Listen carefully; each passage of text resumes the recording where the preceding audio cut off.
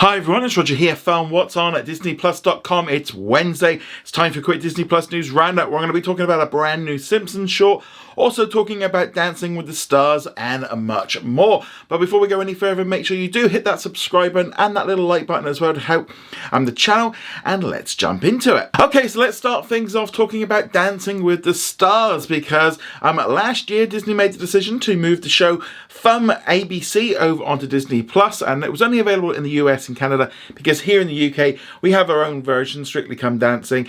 And so obviously with this show being made by the BBC for Disney, they don't want it all over the place. It's just in the US and Canada. Well, it has been confirmed this morning that the show is actually now going to be shifting back to ABC, and it's actually going to be simulcast on Disney Plus at the same time. It's going to be the first time they'll have done this. It's also going to be available on Hulu the following day, so they're kind of stretching it out across all of the different platforms. So there's a couple of different things to think about here. First off, the move to Disney Plus last year, was it a success? Was it not? I'm going to go with probably not, because I think a lot less people tuned in on it than they did on ABC. They couldn't make as much money on it because they didn't have advertising. So that's the problem. Moving it back to ABC means now that they can obviously make money on the advertising. I suspect the Disney Plus version is also now going to have advertising on it as well. And the difference is this year is the ad tier is now active and everyone's signed to new contracts and stuff. So we're going to be able to probably see some adverts on the live version. So that's probably better from their point of view. Also, there was a lot of negative feedback from fans of the show, because it had been on for 30 seasons before then. That they couldn't watch it on Disney Plus, or they didn't want to watch it on, didn't want to subscribe, or maybe they couldn't subscribe. And so therefore going back to ABC, I think is going to be a big boost for the show. I think getting out to more people is great, having it available on Hulu as well. You might as well just start kind of, this twisting of the Disney Plus and Hulu is slowly happening more and more. But I think it's probably the right thing for them to do. Also, we've got the writers' strike on right now, and so this is going to have an impact on what we're seeing. And obviously, Strictly Come Dancing or Dancing with the Stars. I'm going to keep sometimes doing that with the UK name. So Dancing with the Stars obviously is a non-scripted show, so therefore doesn't come under the writing strike. So therefore they can plan for it, and it can help fill in some of the space on ABC. I wouldn't be at all surprised if it moves nights because of the American football on ABC. But that's definitely going to be something to look forward to. Ultimately, I think it's good the fact that they are still going to be live streaming it on Disney Plus, and I think it's just better for people that are watching it. I know if the BBC did the same thing here in the UK, there'd be uproar because it's so popular. And I definitely think the show kind of appeals to an older audience, and it just makes more sense. On many different levels, it just makes more financial sense, more sense from viewers and everything, just to kind of get this one out there on to Disney Plus, ABC, Hulu, just get more people to watch it, spread out the costs as well. So it's generally, I think, a good thing. There's obviously going to be some big changes this year. Tyra Banks is not going to be returning. She's going to be replaced with Julianne Hough. And also, obviously, last year it was revealed by Len Goodman that he was going to be retiring. And he sadly has passed away from bone cancer recently. So they're going to be a new judge. We're going to see Bruno back as well. So there's going to be lots of different things going on. But I think ultimately this is a really strong move for the show, and kind of getting this, ready for a sort of the next generation now, kind of getting it out on streaming and linear at the same time. I think this makes a lot of sense. But let me know what you think of this in the comments below. Moving on from there, Disney has announced it's going to be releasing a brand new Simpsons short on Star Wars Day called Rogue Not Quite One. On their way to daycare, Homer loses track of Maggie, who hops in Grogu's hovering pram for a hyperspace hopping adventure across the galaxy. Facing a squadron of Imperial TIE fighters, Maggie brings the battle to Springfield in this epic short celebrating all things Star Wars. I think this one makes a lot of sense for Disney to be doing this. They've done it in the past. It's probably only going to be like a minute or two. Very quick, easy going, and kind of nicely ties in with Disney Plus. The Simpsons is extremely popular, and the previous shorts have been very popular on Disney Plus as well. Ties in all the brands. It's something that they probably can't do so easily with the television show due to existing licensing and stuff like that. Yeah, so this one just looks pretty cool. But let me know, are you excited about this brand new Simpsons short? I'd love to hear your thoughts in the comments below.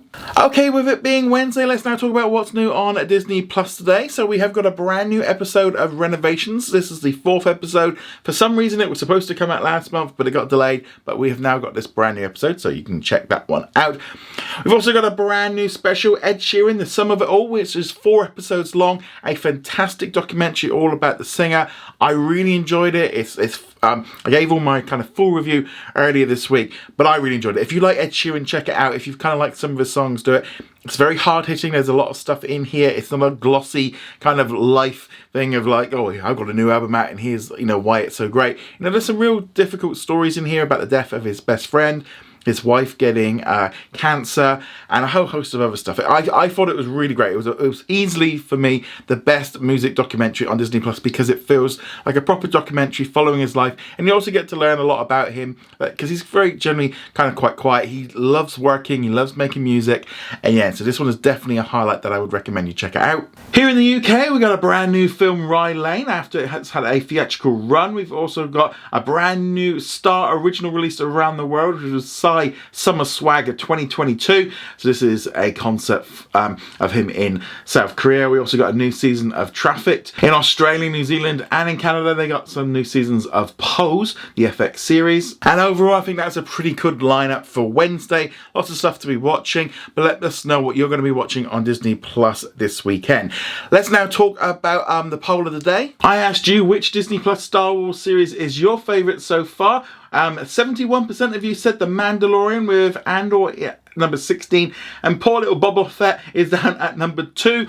Not a huge surprise to see The Mandalorian at number 1 because, let's be honest, it is fantastic and it is the best show, so I definitely agree with that one. And then our question of the day, Mick asked, Margot Robbie as Sue Storm, any updates? So there's been lots and lots of rumours all over the internet about who's going to be playing the Fantastic Four. We're supposed to be finding out pretty soon. Whole host of different people have been thrown around. At the minute, I think you could literally just, anyone can just pick a celebrity, pop it in, and someone, it might be right. It could happen. Ultimately, at the minute, nothing is official. It is just whizzling around the internet. She might have been given the offer. She might not have accepted. Who knows? Unfortunately, we're just going to have to wait and see. It would be kind of cool. I think she'd be great as the character. There's loads of other people in the running as well, including Jodie Comer, who you might know from Killing Eve. I think she'd be great in it. But yeah, there's a whole host of different people, so we're just going to have to wait and see on that one. Okay, and finally, today here in the UK, Guardians of the Galaxy Volume 3 hit cinemas. I've been to see it this morning. Wow, fantastic. A really great kind of wrapping up of the sort of the trilogy. Lots of great action, lots of comedy. It was, it was lots of, you were laughing throughout. There's big action scenes. There was a number of occasions where I did have to wipe away some tears. It was pretty heartbreaking. But yeah, it was a really good, fun Marvel movie. It's just that feeling of the previous Guardian movies where you kind of, they're a family and it's all about that and, what they do for each other. I don't want to get into any spoilers and stuff, but it is really good. If you enjoyed those last 2 movies, you're going to enjoy this one. I think it hits pretty well. It's just a nice, fun, easygoing superhero movie, and I kind of came out, I was like thinking of kind of on the drive home and going, there's not really anything here that I could say I didn't like. They set it up for the future for where they're going and, where they could take the Guardians of the Galaxy in the future, which you can kind of see coming for some of the stuff. And maybe a little bit disappointed that Adam Warlock wasn't used as much as I was hoping for.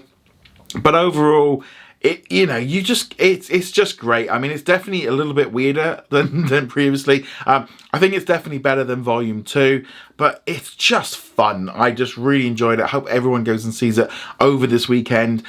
For some reason, with some of these Marvel movies, they come out a little bit earlier here in the UK, which is actually really good, because with the coronation this weekend of King Charles, it actually probably worked out better for us. But yeah, I really enjoyed it. Cinema wasn't that full, I'll be honest. It was like a 10 o'clock showing, so it was really early. There was probably only a handful of people in there. So at Ant-Man and the Wasp, it was much busier than that one.